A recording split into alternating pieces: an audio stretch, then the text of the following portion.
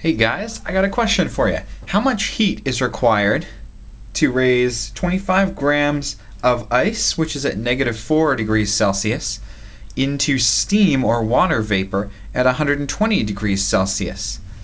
If you're given a question like this, you're going to have an array of thermochemical data at your disposal, like the specific heat capacities of ice, water, and steam, as well as the enthalpy change for melting, aka fusion, and vaporization, aka boiling. Here is what's happening when you heat ice at -4 into steam at 120 degrees Celsius. Take a look at this graph. We're going to start with ice at -4 degrees Celsius, and we have to heat it up a little bit until it gets up to 0 degrees Celsius.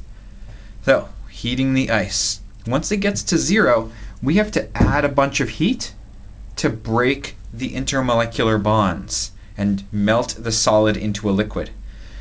During this time, we're adding heat, but the temperature is not changing. The heat energy that we're putting in is just going to break the bonds, not to raising the temperature. So then, we've melted into water, and we heat the water up to the boiling point, 100 degrees Celsius. But at 100 degrees Celsius, as you add heat, the heat doesn't go to raising the temperature, it goes to breaking the bonds between the liquid water molecules, turning them into a gas. And then you have to heat the gas up a little bit. That takes us to 120 degrees according to the question. So what we have here is heating of ice, the process of melting, the heating of water, the process of boiling, and then the heating of steam. There are two different formulas you're going to need to solve this question about how much heat is required. For each of the heatings, the formula we're going to end up using is Q equals M delta T C. Mass of water, the temperature change the water undergoes, and the heat capacity of that state. For these stages where the temperature is not increasing, we clearly can't use a delta T formula. The amount of heat required there is delta H times the number of moles of water that we have. So here we go. We are going to find the amount of heat required at each of these 5 stages. I'm going to get my little chart ready. For ice, I should do this in blue for you. For ice, Q equals M. Well, we were told we have 25 grams of ice. We are raising it by 4 degrees Celsius from -4 up to 0. And the specific heat capacity of ice is 2.09 joules per gram degree Celsius. Notice the grams cancel out and the degrees Celsius cancel out.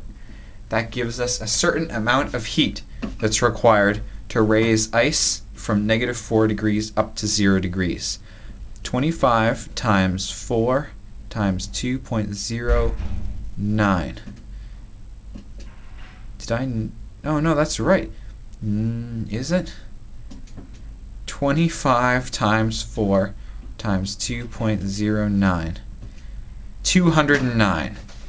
It requires 209 joules of energy to do that bit right there. Now I'm going to need some more paper here. Let's take a look. This here is the melting.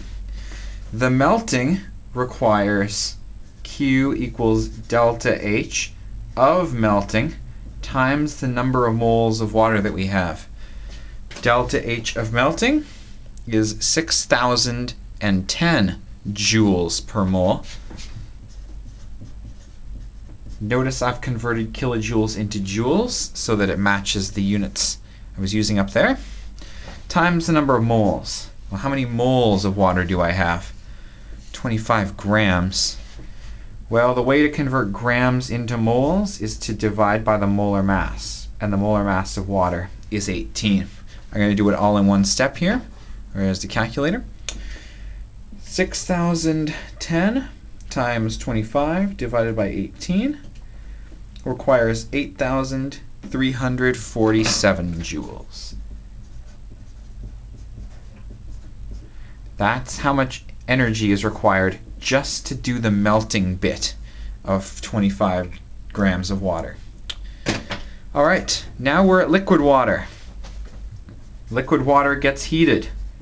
M delta Tc, 25 grams. We're heating it from 0 up to 100, from the freezing to the boiling point. So we're going up 100 degrees Celsius, and the heat capacity of water is 4.18 joules per gram degree Celsius. Joules per gram degree Celsius. Notice the units cancel out properly again, and what I get is 25 times 100 times 4.18. I get 10,450 joules for that process. The fourth process here, we're going from water at 100 degrees to gas at 100 degrees. That's a state change, so we want the delta H of boiling times the number of moles. Delta H of boiling is 40.67 kilojoules. That's 40,670 joules per mole, times the same number of moles. Divide the mass by the molar mass. We're going to need my calculator again. Looks like we've got 4670 times 25 divided by 18. 56486 joules. And could you even see what I was doing there? And then finally, we're talking about the steam. The steam gets raised up to 120 degrees Celsius, which means all we need is the mass, that 20 degrees Celsius increase, and the heat capacity of steam, 1.84 joules per gram degree Celsius. When you multiply those out, you end up with 25 times 20 times 1.84, 920 joules. All right, so let me summarize this for you. You need 209 joules for this, 8,300 for this, 10,450 for this, 56,500 for this, and another 920 for this. So, the total amount of heat required to do this entire process of heating ice at -4 to water vapor at 120 is 209 plus 8347 plus 10,450 plus 56,486 plus 920 joules. All right, let's do this. Leroy Jenkins plus 10,450 plus 56,486 plus 920 ends up giving me 76,412 joules, which when I convert it is 76.4 kilojoules. Yeah, that's how you do it. The deal is, for every single heating and state change, you have to do a separate calculation of Q, and then you add up all the Q's for the process you're looking for. Best of luck in solving your own heating some substance questions. Best of luck.